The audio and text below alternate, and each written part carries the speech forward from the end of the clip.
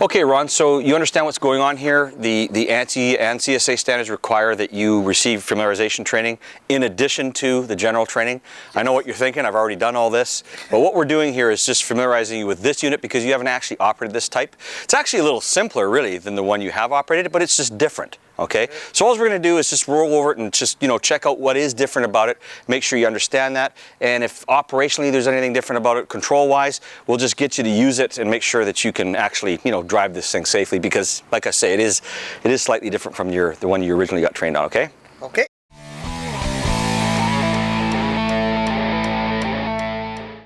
Hey Ron, so I see the Scissor you were previously trained on was an engine-powered unit. Pneumatic tires. Obviously this one's a little different, a little. Electric powered, solid slab type unit. So now, have I got your name right just for this sign-in roster? Is that how you spell your name? Yes. Okay, and company's good. And okay, so equipment type, date and time, okay. Okay, great. Now I'll just fill this out from my trainer's log.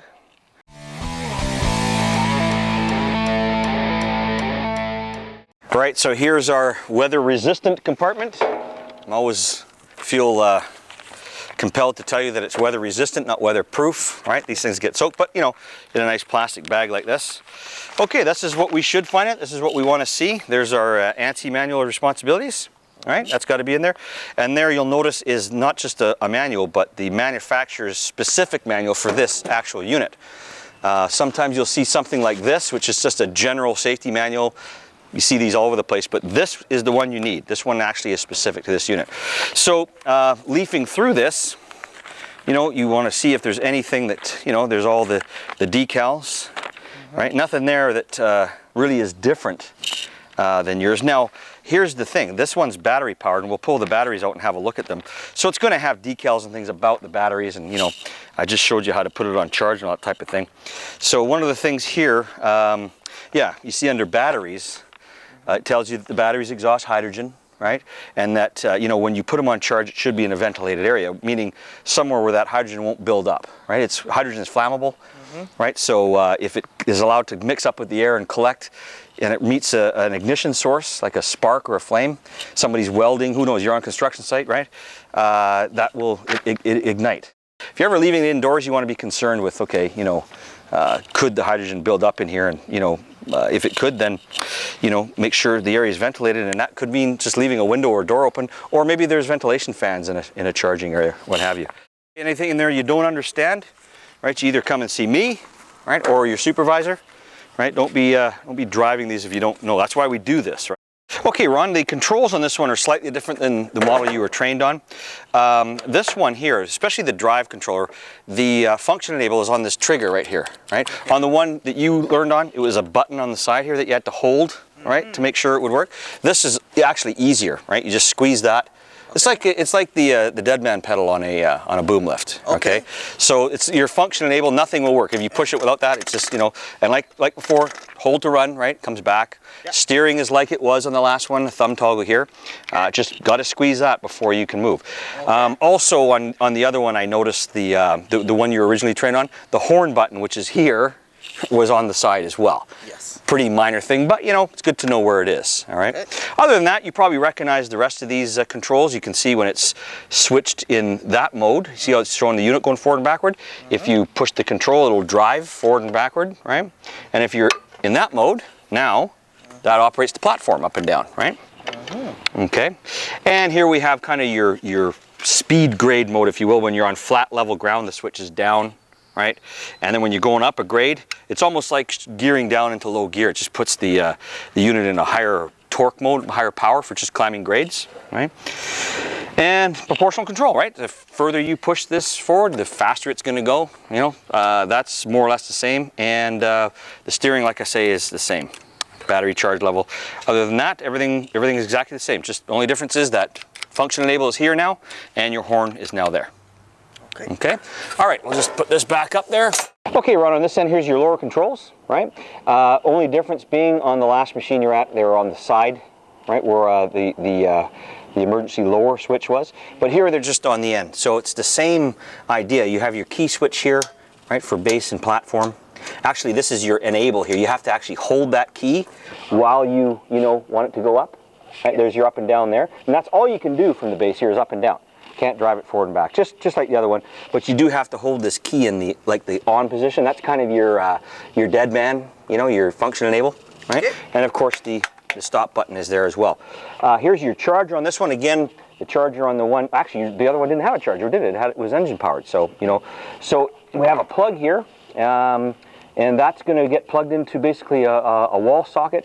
Probably you need an extension cord, you know, to run out to this machine and plug it into recharge, because again, on the engine powered one you had, it's just runs on gasoline, right? Actually, I think it was diesel, the other one. But this one's electric, so it needs to be charged up, right? So we'll plug that in when we leave and just make sure it's charged up for the next person, or maybe it's you that's going to use it tomorrow.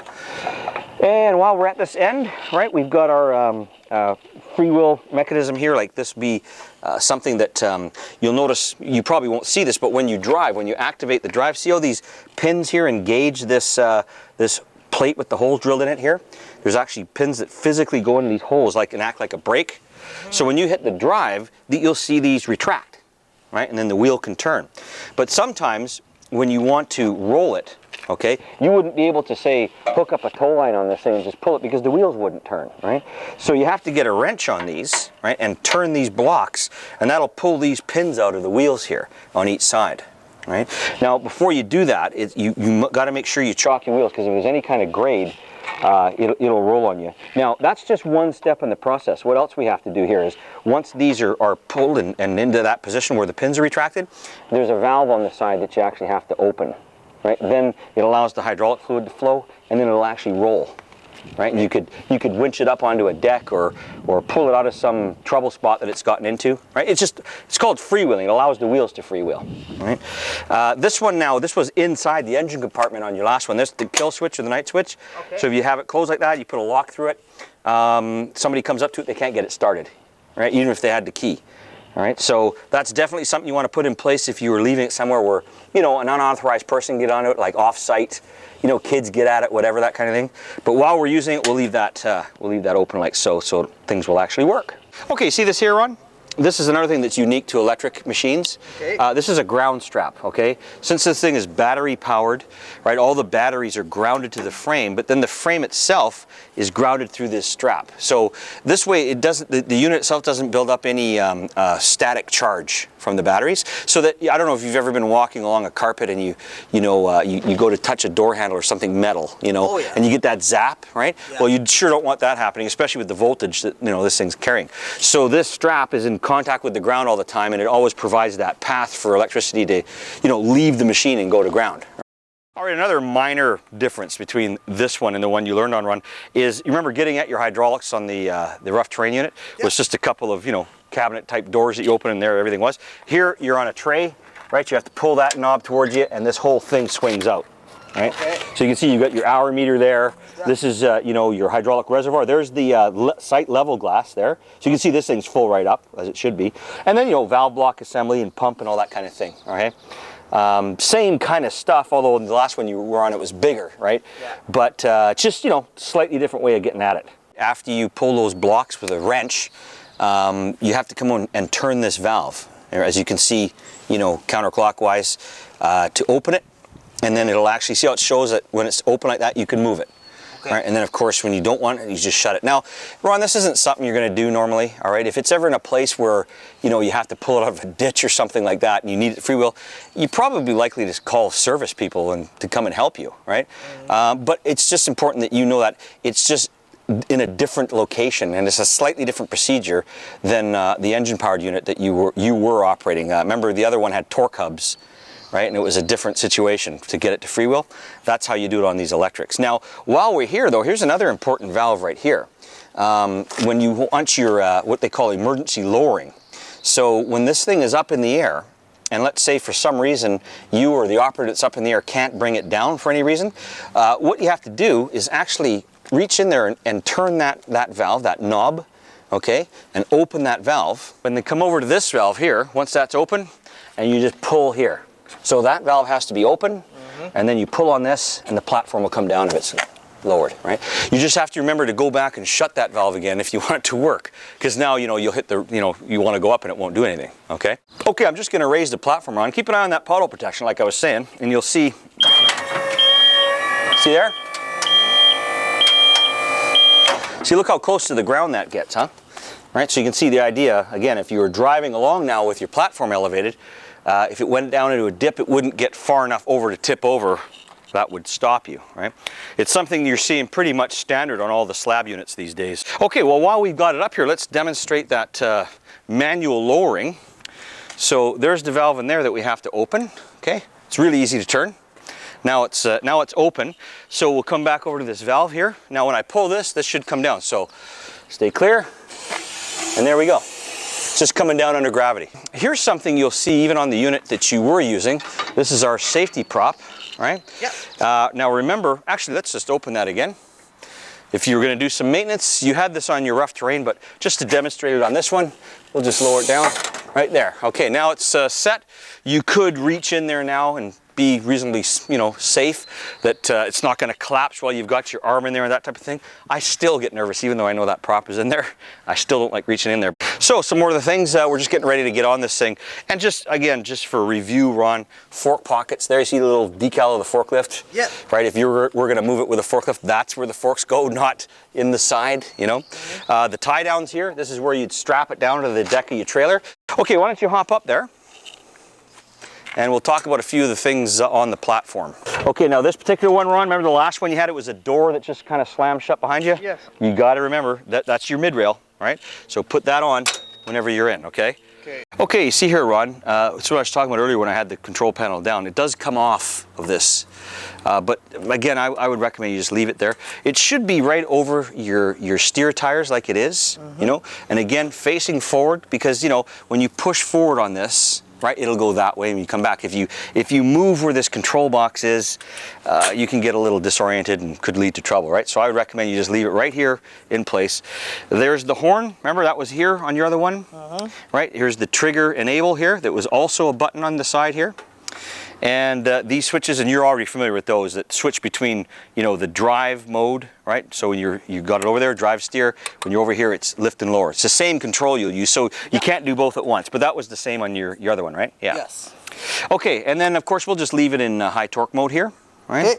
And yeah, there's your controls. It's pretty basic. Another important thing that might be different and is different. You might see the capacity decal down there. Yeah. So what's the maximum capacity? Can you tell me overall?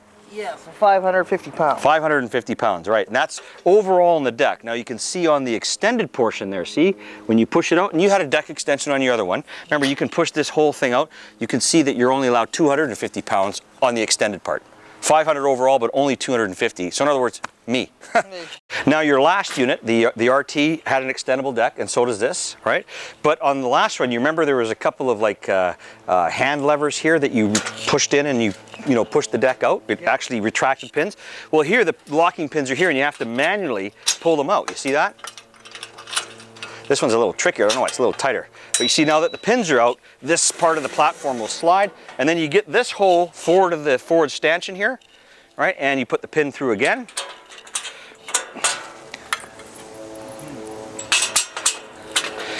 And this thing will just barely tolerate my weight. As usual, when things are extended, we like to retract them as soon as we possibly can.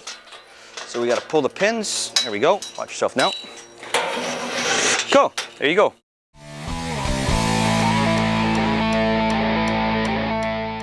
Okay, Ron, can you verbally run me through the freewheeling procedure on this unit? Yeah, the first thing I would do would be to block the wheels. Okay, you're right. Chalk them. Good. Next would be to retract these pins with the wrench. After that, come over here, and with the emergency release valve, right, I would open that, and then we're good to freely move the vehicle as we need. Okay, cool. What would you do to cause those that pothole protection to activate? Oh, the scissor mechanism would have to come up. Let's do it. There you go. They're down. Okay, good. All right, now if there was a problem and you had to get this thing, you had an operator up there in trouble, right? So he's lost power, okay? How are you gonna get him down? We'd use the emergency release. Good. I'd have to do this valve over here.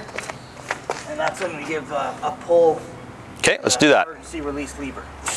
Awesome. Okay, good. All right, let's close that valve again. And what I'm going to get you to do now is if you had to, let's say you're doing your inspection and you've run up the platform and you see a bunch of stuff in there underneath within the scissor stack here, what are you going to do to safely reach in there and clean something out? Put the emergency prop down. Okay, let's do that. Okay, that should do it. Now if you slowly lower it down onto that, gravity should just put it in the right position. But yeah, it's always a good idea to check like you did there. To make sure it's not hung up or anything. Yeah, just ease it down. A little more. Looks like you're there. There you go. Okay, and since that capacity decal is right in front of you there, can you tell me how much weight I'm allowed when the platform is extended on the extended portion? We have 250 pounds for a maximum. Right. And overall? 550. 550, right on. Good man.